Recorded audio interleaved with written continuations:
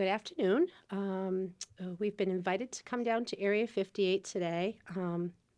Mr. Robert Fennessy, our town administrator, and myself, I'm the town clerk, Cara Dahill, to give the public a little bit of a heads up on some events that are going to be happening in the month of April. We have a very busy calendar month. We have a town meeting that's going to commence on April 11th. And check-in for town meeting will be at 5 p.m. We'll have 4 check-in stations, and town meeting should begin promptly at 6. So just want to let everyone know that wants to come to town meeting to prepare to come and be there as soon as they can to be checked in to get a seat. We hope this year to use our electronic clicker voting system. If we have our numbers under 600 people, which is the number of clickers that we have, we should be able to do so. I don't know if you would like to speak a little bit about town meeting, and then we'll Sure. jump over to the elections. Okay, so welcome. I'm glad to be here, and thank you, Area 58, for inviting us. I just want to kind of give a taste of what's going to happen at town meeting.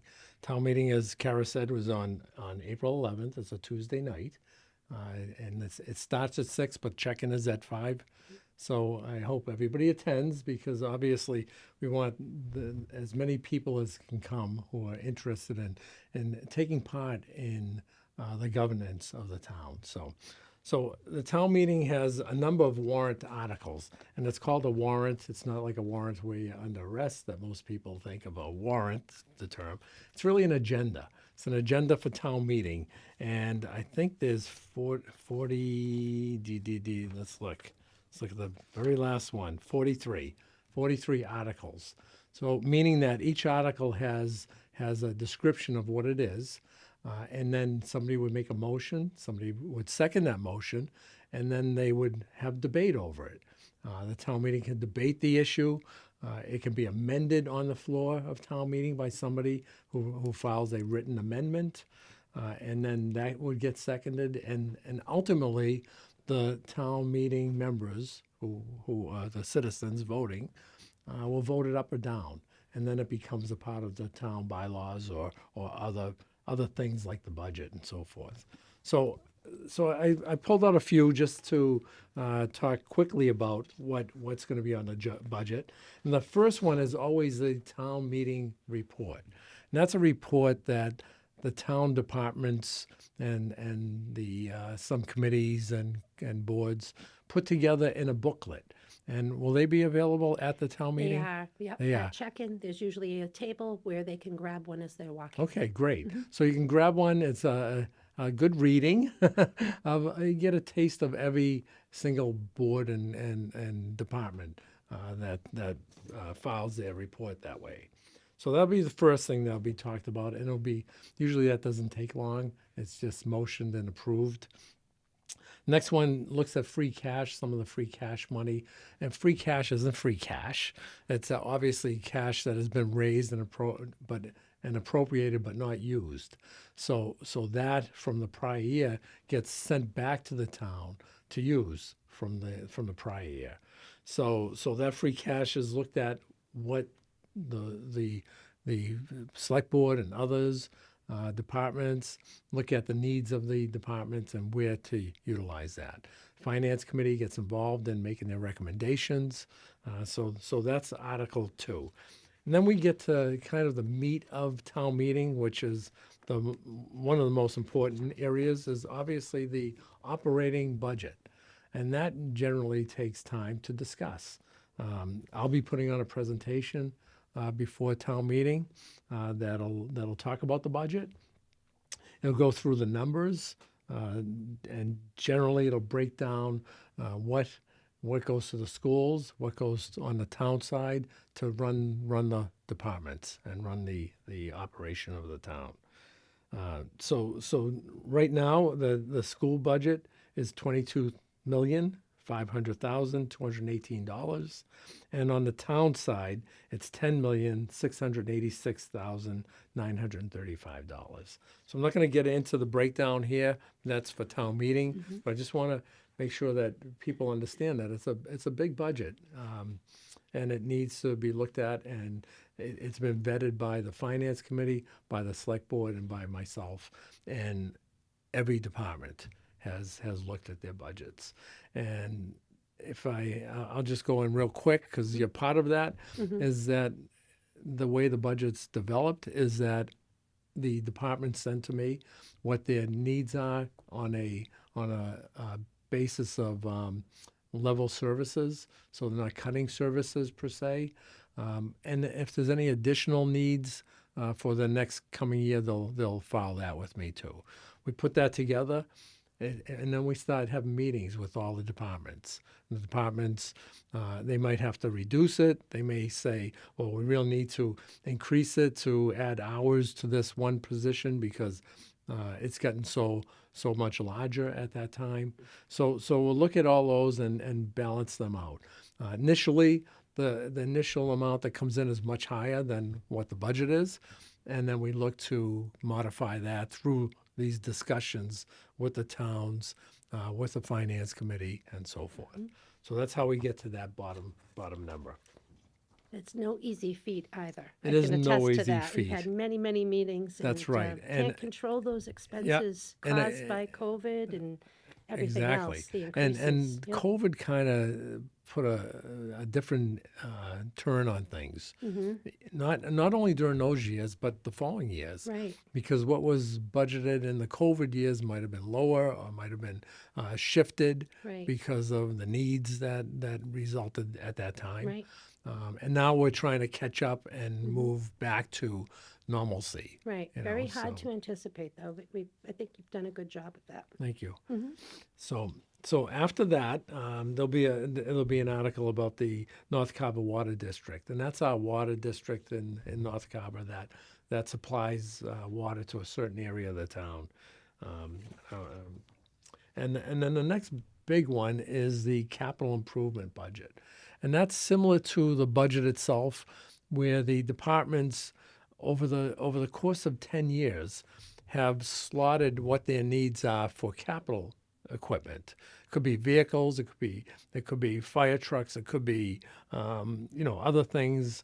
Let's see what's on here: police cruisers. It could be from the school system needs, a bus, and so forth. So that all gets put on as the capital projects.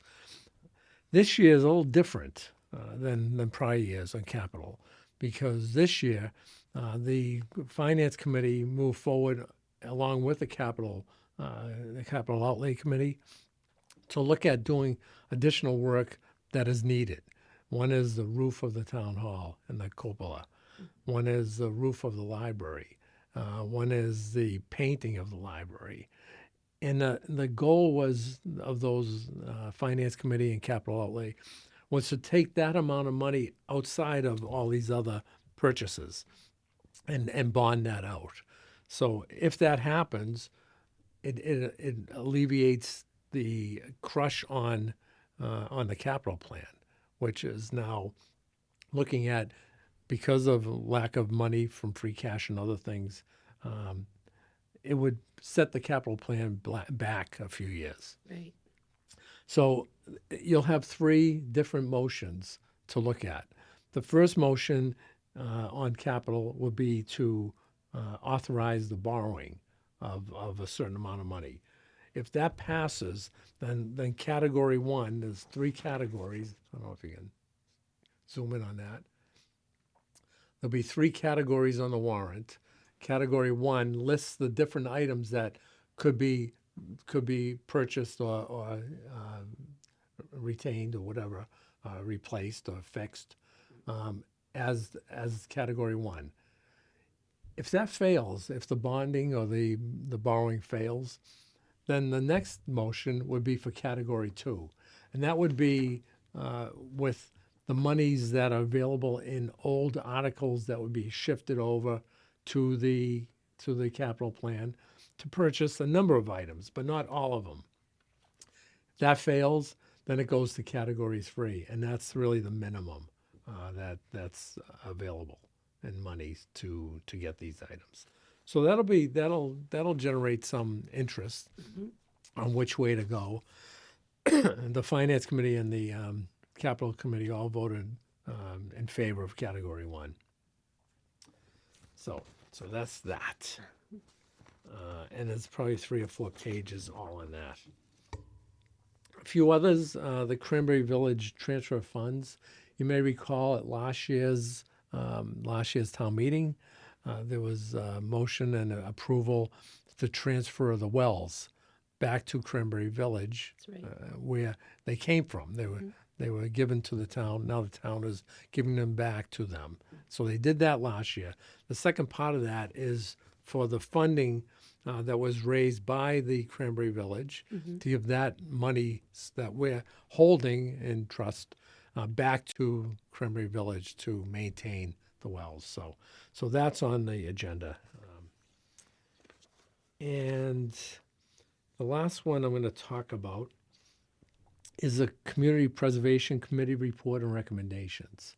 So that the Preservation Committee looks at the monies that are received from the CPC. It's called Community Preservation Fund, and there's 6 categories. Oh, there's a category and then they have projects that they'll utilize that money for. So the first is the reserves. So they'll take some of that money that was generated through the CPC, put it in track and field debt, open space, community housing reserve, and historical reserve. So that's the first part of this article.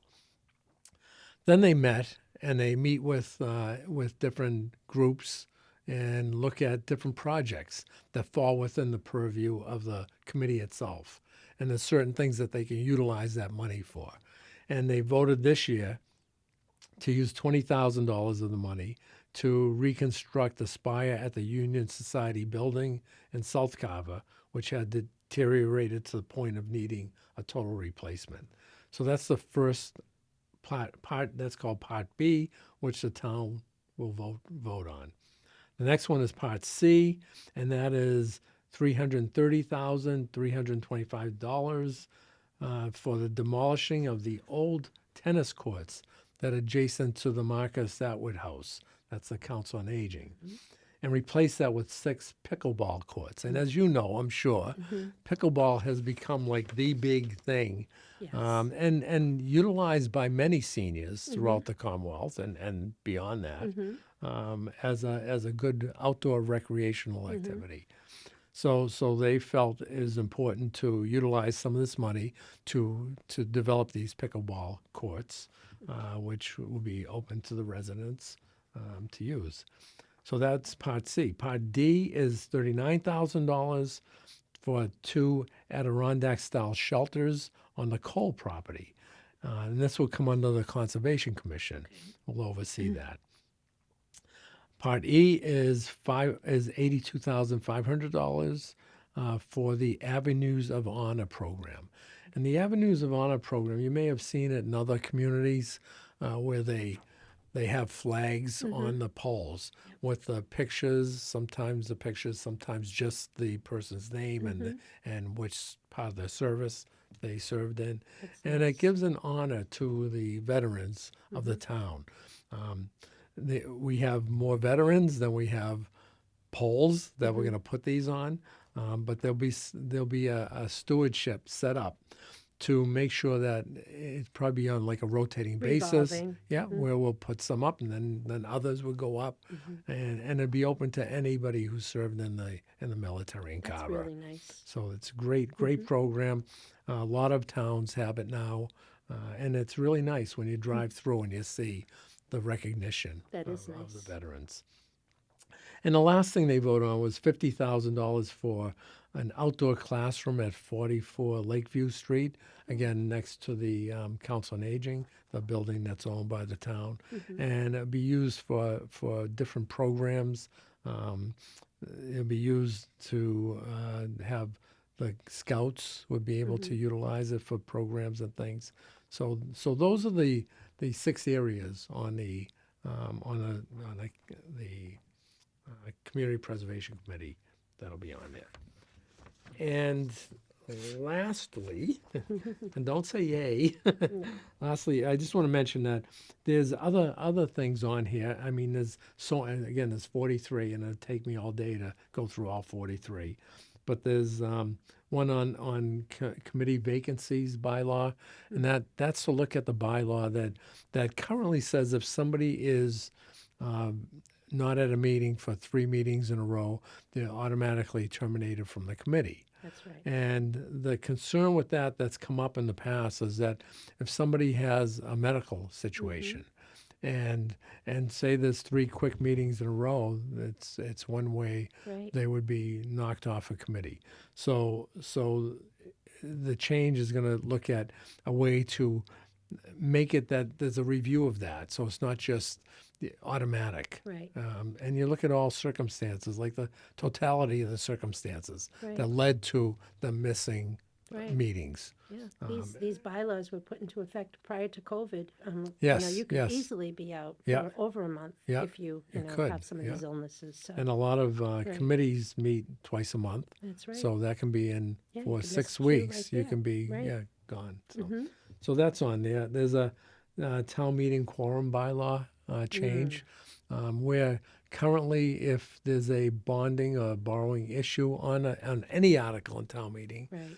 even though that article passes or it fails, the whole town meeting requires a higher number of people as a quorum. Right. So this'll correct that for the higher number for the borrowing and the bonding of monies, but then it would shift back to a normal quorum Well, that's good to for know. the town. There's a capital outlay committee bylaw change. Forever it was $2,000. Now fast forward 30 years, $2,000 doesn't have the same buying amount, so that's being increased, along with some other language changes. There's several Conservation Commission, wetlands bylaws, and others that they're putting forward. So that'll all be on the warrant that people can understand, discuss, and debate, and as well as planning board articles. So that all those together make up this again warrant of 43 articles that'll be on the warrant. Some towns finish it in one day or one night. Some towns take 2, and we're hoping that we can get it done in a few days at the max. Right. It's, I think people lose interest as time goes on. They do. So Yep. it'll be good to keep the debate going and then get to a resolution on each one of these. Right. So that's what we're looking for, and I look forward to being. This will be my second but first town meeting as a permanent town administrator right. here. The first town meeting I was at was last year, and I was in an interim role for that period. That's right. So I'm looking forward to it as your town administrator, and I love working with you. Oh, It's been great working on all these issues and That's right. getting everything together. So I've talked enough. I'm going to pass it back to Okay. Well, Cara. I'm going to touch on what you were just talking about. I don't think that the general public realizes the hours that you put in there. Mr. Fennessy practically lives at Town Hall. The boards and committees, the Yeah, they're meetings charging me that they've rent. well, No. but the boards and committees, the meetings that have been held to accomplish what you just, kind of grazed over here, there's so much more meat and potatoes into that warrant. And the residents should all know that there's something that's going to affect them, and there's something that is probably going to interest them that they really should come out and put their input in and vote. You can watch the meetings. These guys have been great taping everything, Yep. but a lot of work. All of the different departments in town to put all this together. It's no easy feat, and I don't think people realize that. And we should mention too that we probably won't get through all this. We'd like to, but we probably won't get through all of this in one night. So our second proposed night of town meeting would be the 13th, which is a Thursday. And it would be the same time again, 6 o'clock with a 5 p.m. Check-in. But I think people really need to know that this doesn't just happen. Right. This is a huge undertaking, and Just think of all those great things that you just Yeah, I talked know it. I about. know. There's got to be That's something that a good interests point. Yeah. Yeah. everyone. So And this will be available on the website.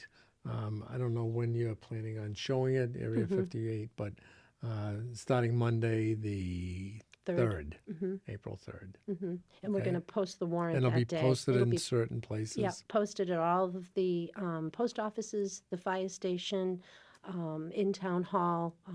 We have it so that if people need to come out and take a look at it, and our official posting place is the website, so Yes. it'll be available. It will. Um, I want to talk a little bit about the election, which just rides right on the coattails of town meeting. And this year, our election is going to be held on Saturday, April 22nd. The hours for the election will be 8 a.m. to 5 p.m. This year, we chose through a vote of the selectmen, based on the recommendation of the Board of Registrars, not to have vote by mail. The expense for the town would be so great. It's just about $2 a person for a ballot to be mailed out. And based on the attendance of our former local elections, which the lowest I researched was about 517 people, and the greatest was just over 2,400 people. So based on our voting population, which is around 9,363 people, it's about 25% the highest. And I mean, it just doesn't warrant having early voting or vote by mail for a local election. However, I do want to mention absentee I was just ballots going to will ask be, that. yes, they will be available if people qualify. You're not in town that day. Starting next week, we should have the ballots available so that you can come to the counter, fill out an application, and vote right there. And if you have other members at home, you can fill out an application. We'd be happy to mail them a ballot, and they would just need to return them by election day. So we look forward to getting through town meeting and having it run smoothly, and a really successful local election. I should probably talk about the ballot Mhm. itself. We have a few contested races. Select board, we have three gentlemen that are running. One is the incumbent, James Hoffman. He served for the last 3 years, so he would like to carry that on again. And Dan Farini and also a Daniel Ryan are also. And on the ballot, you can pick two. So you'll have to choose between those three and pick two. Library trustee, we have a one-year term, which is a continuation of a term, and that is also a contested race. We have two ladies running, Patricia Cooney and a Laura Courage, and either one of them would be fabulous, so you pick one on that one. Another library trustee race for a 3-year term, which is the typical term, and that there are two ladies running, and it's a pick two, so there's no contest there. Our other contested race is Planning Board. And Planning Board, we have our incumbent, Ellen Sordillo. She's running. She ran last time, and she finished a term. And then we also have Philip Shannon, who is a newcomer, and he is also running. That is a pick one. And Redevelopment Authority, Sharon Clark is running as an incumbent. She's the only one running, so that's an easy one. North Carver Water Commissioner, we have two different races. One is the continuation of a one-year term, and Philip Shannon has taken papers for that. And North Carver Water Commissioner for 3 years, Eric Mueller, who was also an appointee, who is now interested in running and finishing for a complete term of 3 years. School committee race, it's a pick two. We only have two ladies running. Stephanie Clowherty, she's an incumbent, and Jackie Lake, she's also running, so that's a pick two. Board of Assessors, Ellen Blanchard is an incumbent, and she's running again. And Board of Health, Eric Mueller, and he's an incumbent, so he's running again. And most importantly, we have a ballot question this year. So we came to this, that we have a ballot question. It's for the town to accept Chapter 31, General Laws of the Civil Service Law, which for all positions in the police department. We voted at town meeting last year to accept it, but for it to become finalized, it has to be a ballot vote. So it's on our ballot. It's a yes or no, and that's it. One-sided ballot, nice and easy. So if I can just Sure. pick up on that. Sure, go right ahead. So on that civil service matter, so it passed the town meeting last Yes, year, it did. overwhelmingly actually, to remove from civil service.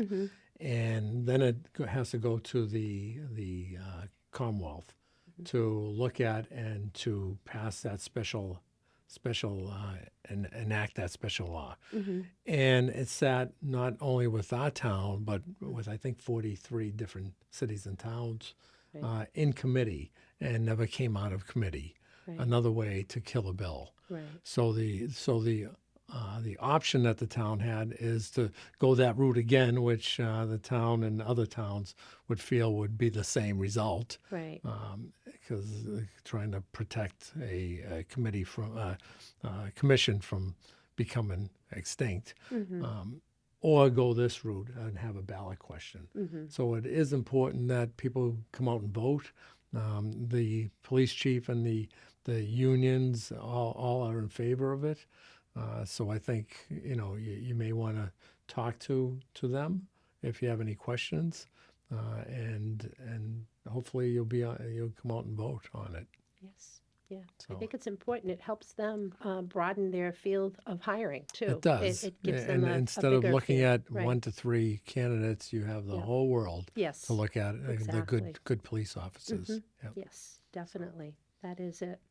No, and I do want to thank one person too, who's not on the ballot, and that's Jen Bogart Oh, for her yes. Yes. service for the last 3 years. Yeah, she did a really good job. She was one of the ones who appointed me, helped appoint me to that, to the position, and she'll be missed, and Yes. I'm sure she'll be around doing other things. Yes. But I want to thank her for that. Myself too. I don't think people realize what goes into sitting on a committee. It's a lot. of It is time for people. So lot of we're commitment. really grateful to her. She's got young children, and really grateful for her and her family for sharing her with us. Yeah. So Okay. I think that's it for I us. think We you don't did a wanna- great yeah, job. I think you do too. We're Hey, a team. the We're a best team. of- Yeah.